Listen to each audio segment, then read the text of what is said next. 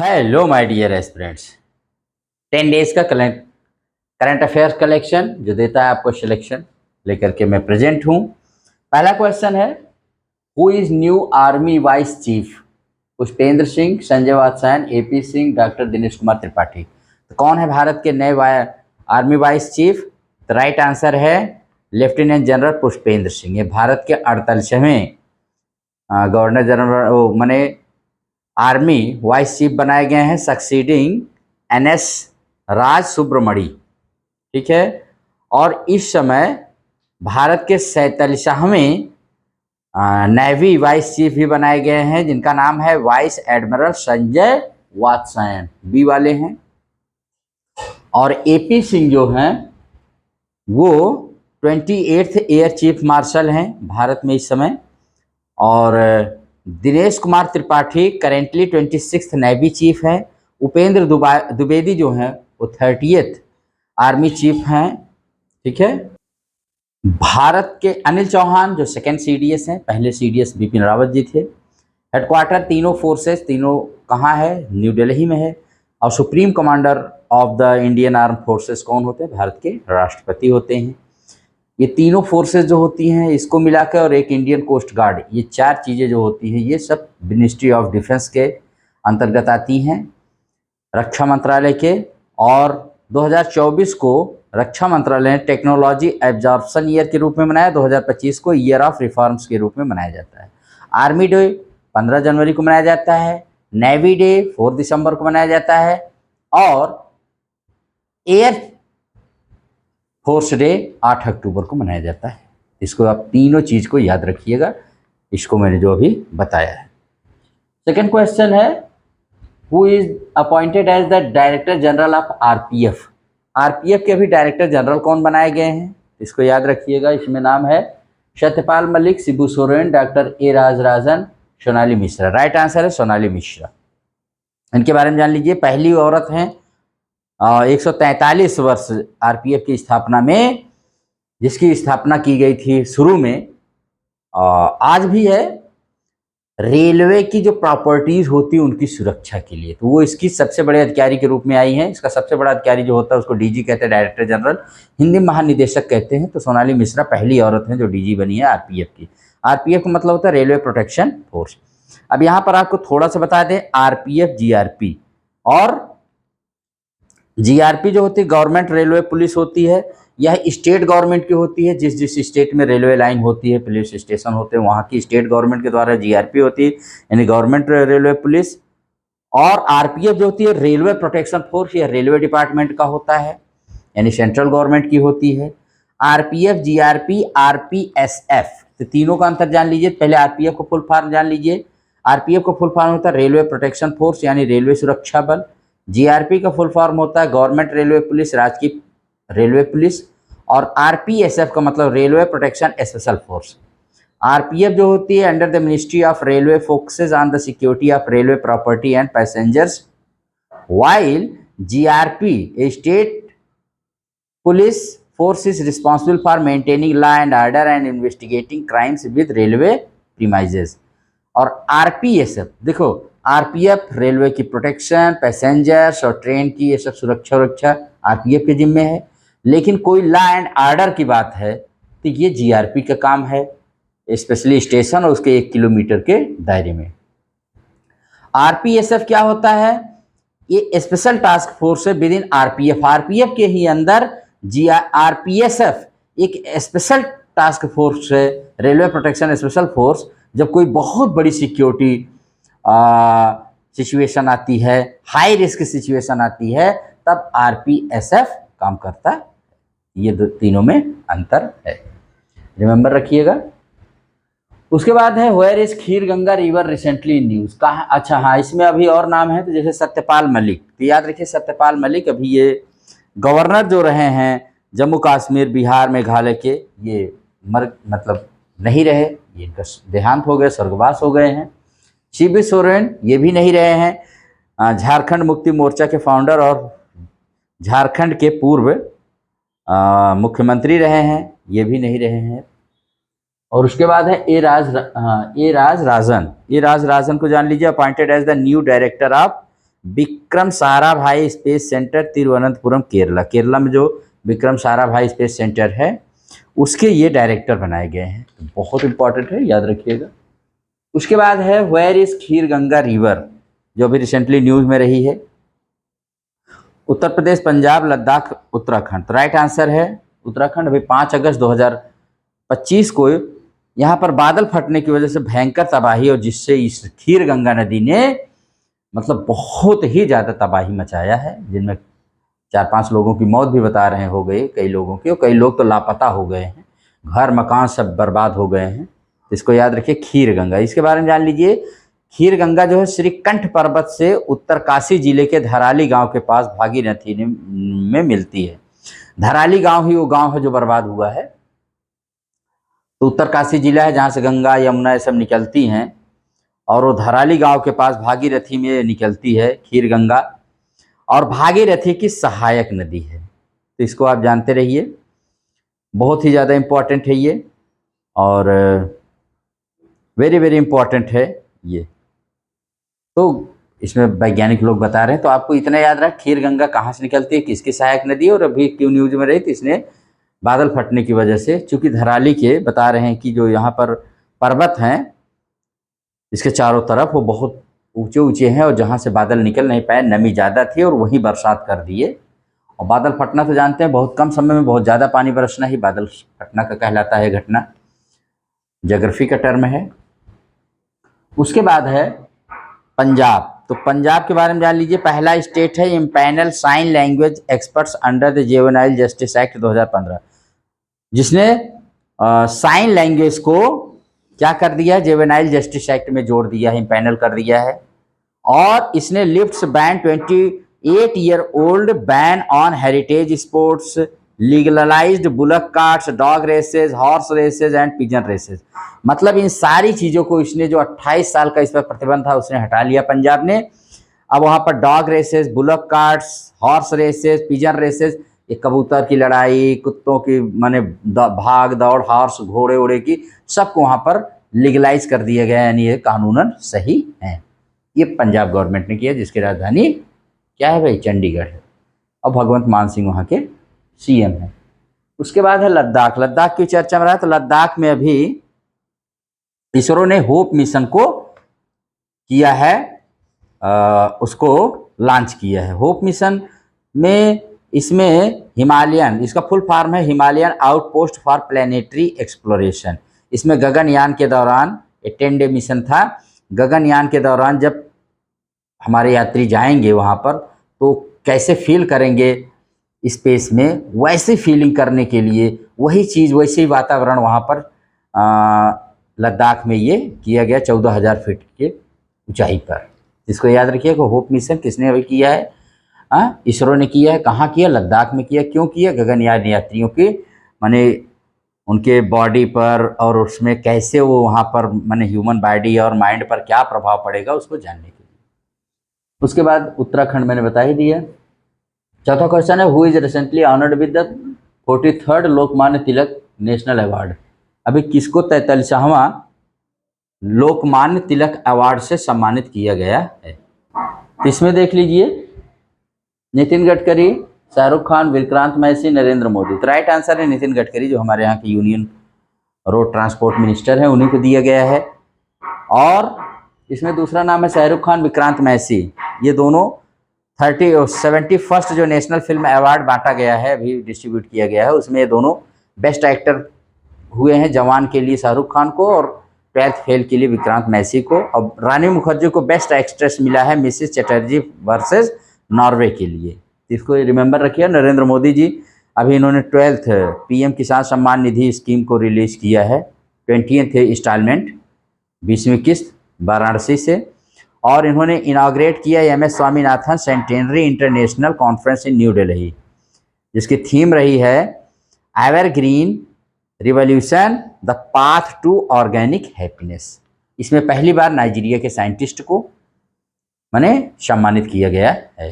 याद रखिएगा, remember this fact. Swaminathan को जानते हैं, हमारे यहाँ के फादर ऑफ ग्रीन रिवॉल्यूशन माने जाते हैं। इन्हीं की वजह से गेहूं और चावल आज पूरे भारत को खाने को मिल रहा है। उसके बाद है what is the total strength of Prayagraj high court. Prayagraj high court की टोटल स्ट्रेंथ आप जानते हैं, प्रयागराज हाई कोर्ट माने उत्तर प्रदेश का हाई कोर्ट है, इसकी एक ब्रांच जो है वो कहाँ है, लखनऊ में है। और इसमें कितने टोटल जजेस हैं, तो ए में है 83, बी में है 84, सी में है 160 और डी में है 185। राइट आंसर 160 है। अभी यहाँ पर 5 जजेस, न्यू जजेस की अपॉइंटमेंट किया गया है, तो इससे इसकी संख्या हो गई है 83, और अगर हम चीफ जस्टिस को भी मिला लें तो हो जाएगी 84। तो इसमें कौन से अभी नए जज आए हैं, प्रमोद कुमार श्रीवास्तव द्वितीय आए हैं, संतोष राय आए हैं, जफीर अहमद आए हैं, अब्दुल शहीद आए हैं, तेज प्रताप तिवारी आए हैं। इन 5 जजों को मिला करके और चीफ जस्टिस को मिला करके 84 हो गई है। चीफ जस्टिस भारत के इस समय chief justice of Prayagraj high court कौन है, तो जानते रहे अरुण भंसाली हैं जो 91 नंबर के हैं। Who is new chief secretary of UP, who is the new chief secretary of UP. Chief secretary of UP अभी नियुक्त किया गया है, तो इसका राइट आंसर क्या है भाई, Shashi Prakash Goyal, doctor Mayank Sharma, Khalid Jamil, doctor V Vasanthi Devi. तो राइट आंसर है शशि प्रकाश गोयल को बनाया गया है, उत्तर प्रदेश के चीफ प्रमुख सचिव बनाए गए हैं। और डॉक्टर मयंक शर्मा ये financial adviser of defence service बनाए गए हैं। खालिद जमील को बनाया गया appointed head coach of Indian men's football team के हेड कोच बनाए गए हैं खालिद जमील। और doctor V Vasanthi Devi renowned academician हैं एंड वीमेंस राइट्स एडवोकेट रही हैं, बहुत समर्थक रही हैं, जिनका भी हाल ही में निधन हो गया है, अब नहीं रही हैं, पास अवे हो गई हैं। ये थे आज के 5 क्वेश्चंस। अब आते हैं कुछ वन लाइनर्स, जल्दी से देख लेते हैं। India 5th largest aviation market बन गया है, वर्ल्ड का सबसे 5th लार्जेस्ट एविएशन। और India ranks 2nd globally in fish production, और फिश प्रोडक्शन में दूसरे स्थान पर इंडिया आ गया है। आरबीआई ने अप्रूव कर दिया न्यू इंडिया कोऑपरेटिव बैंक को सारस्वत बैंक के साथ, दोनों मर्ज करेंगे। सारस्वत बैंक अब न्यू इंडिया कोऑपरेटिव बैंक को अब सारी एसेट्स, उसकी संपत्तियों को क्या कर लेगा, अपने में मर्ज कर लेगा। परीक्षा पे चर्चा जानते हैं, बहुत बड़ा प्रोग्राम है मोदी जी हमारे प्रधानमंत्री के द्वारा। इसने एक गिनीज वर्ल्ड रिकॉर्ड बनाया है, 1 महीने में इसमें 3.53 करोड़ रजिस्ट्रेशन करने का इसने माई गॉव पोर्टल पर ये उसने एक रिकॉर्ड बनाया है। 1 महीने में इसका गिनीज रिकॉर्ड उसने बनाया है। और मन की बात जो मोदी जी का 2014 से शुरू गया रेडियो का प्रोग्राम है, इसकी वजह से 2014 से लेकर आज तक भारत सरकार ने बताया कि 34.13 करोड़ की कमाई हुई है रेडियो को, जबकि इसमें कुछ भी एक्स्ट्रा नहीं खर्चा करना पड़ा था रेडियो को, कि कोई सेटअप, कोई स्टूडियो कुछ बनाता। सिंपली 2014 से अब तक 34.13 करोड़ की कमाई हुई है इससे। ये भारत सरकार ने बताया है। भारत किसको बताया, राज्यसभा में इस बात को स्वीकार किया है, बताया है। तो परीक्षा पे चर्चा और मन की बात दोनों प्रोग्राम प्रधानमंत्री मोदी जी के ही द्वारा दिए जाते हैं। और क्रैसिनिनिकॉव वोल्केनो, ये रसिया की 600 साल बाद ये ज्वालामुखी है जो जिसमें विस्फोट हो गया है, और इस इतना तेज हुआ है कि इसकी ऐश जो राखें हैं 4 किलोमीटर तक ऊपर गई हैं। 600 साल बाद सोचिए, इसमें पहली बार माने क्या हो गया, इरप्शन हो गया, विस्फोट। और क्रिब ब्लड ग्रुप, ये वर्ल्ड्स रेयरेस्ट ब्लड ग्रुप है जो भारत में पाया गया है, क्रिब CRIB ब्लड ग्रुप को। और हिरोशिमा डे, नागासाकी डे, जानते हैं कि 2025 में इसकी 80वीं वर्षगांठ मनाई गई, क्योंकि आप जानते हैं 6 अगस्त 1945 को लिटिल बॉय नामक एटम बम अमेरिका द्वारा कहाँ पर गिराया गया था, जापान के हिरोशिमा शहर पर। और 9 अगस्त 1945 को ही फैट मैन नामक एटम बम कहाँ गिराया गया, माने जापान के नागासाकी पर। तो दोनों का ही 80th एनिवर्सरी मनाई गई इस बार, और जिसमें संकल्प लिया गया कि इस बम को, यही 2 बम गिरे ही हैं आज तक, एटम बम गिराए गए हैं, और अब कि न गिराया जाए ये ध्यान रखा गया है। इसीलिए हर साल इसकी एनिवर्सरी मनाई जाती है। 6 अगस्त 1945 को हिरोशिमा पर लिटिल बॉय नामक एटम बम, और 9 अगस्त 1945 को नागासाकी पर फैट मैन नामक एटम बम अमेरिका के द्वारा गिराया गया था, जिसमें बहुत सारे लोग मारे गए थे, अनगिनत लोग।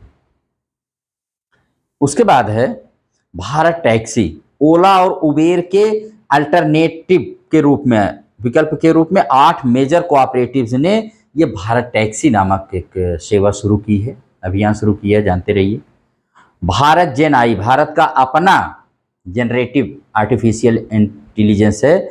ये सपोर्ट करेगा जून 2026 से 22 इंडियन शेड्यूल्ड लैंग्वेज, जो 22 हमारी संवैधानिक माने कॉन्स्टिट्यूशनल लैंग्वेज है, उनमें आप सबको सपोर्ट करने लगेगा। और नारी अदालत, ये सिक्किम के जो सीएम है प्रेम सिंह तमांग के द्वारा ये women lead community justice forum को लॉन्च किया गया है। और दिशा अभियान महाराष्ट्र के गवर्नमेंट द्वारा स्पेशल स्कूल के स्पेशल बच्चों के लिए to ensure uniform quality education, ये सब बातों को लेकर के एमएच माने महाराष्ट्र गवर्नमेंट के द्वारा इस अभियान को, यानी दिशा अभियान को शुरू किया गया है।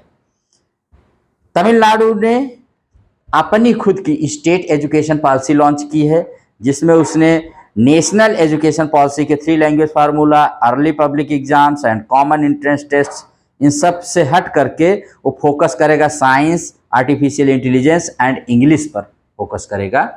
और एक तरह से नेशनल एजुकेशन पॉलिसी से थोड़ा सा वो हट करके अपनी स्टेट एजुकेशन पॉलिसी लागू कर रहा है। ठीक है।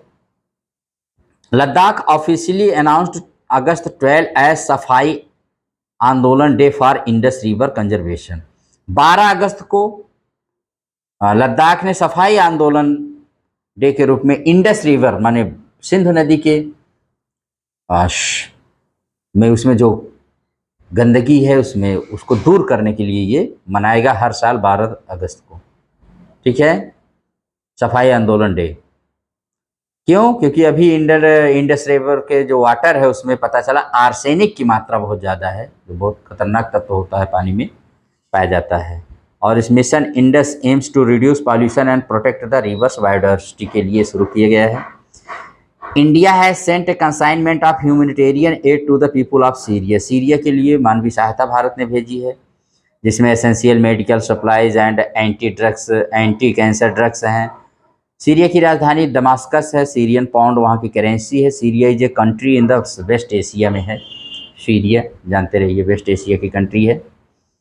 और स्टारलिंक एलॉन मस्क की जो कंपनी है, इसने इसको लाइसेंस दे दिया to launch satellite internet in India में। सैटेलाइट माने शुरू करेगा, प्रोवाइड करेगा। India to host AI impact summit 2026 leading global effort for responsible AI।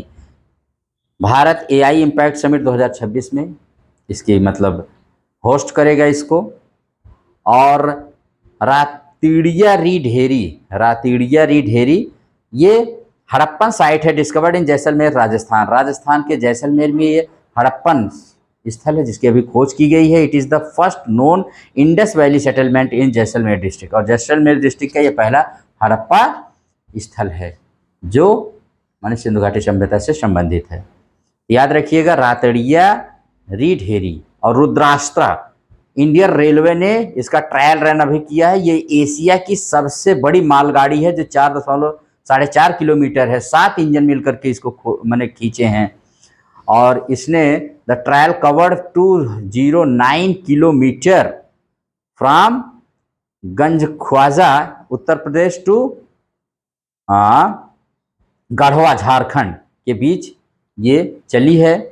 और 345 इसमें वैगन्स यानी डिब्बे थे और 7 इंजन मैंने बता ही दिया। रेलवे मिनिस्टर अश्विनी वैष्णव ने कहा है कि it is Bharat longest freight train. ये भारत की सबसे बड़ी फ्रेट ट्रेन है जो ट्रांसपोर्ट टाइम और समय को सब कुछ को बहुत कुछ बचाते हुए ये काम करेगी। और ब्लू बर्ड सैटेलाइट जानते रहिए, आफ्टर निसार इसरो इस 6,500 किलोग्राम सैटेलाइट को जल्द ही लॉन्च करेगा आंध्र प्रदेश के श्रीहरिकोटा से।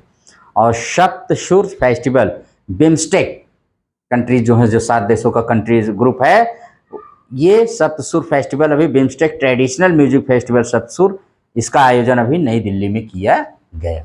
ठीक है। तो यही इसके पॉइंट्स थे जो मैंने आपको बताया है। अगर क्लास पसंद आए तो आप इसको लाइक करिएगा। बहुत सारी चीज़ें हैं, वन लाइनर भी है, क्वेश्चन आंसर भी हैं, और इतनी ही चीज़ें आप ध्यान रखिए, इससे ज़्यादा भटकिए मत, क्योंकि यही कलेक्शन आपको देगा selection in any government exam. तो अगर पसंद आए तो लाइक एंड शेयर करिए। Thank you very much.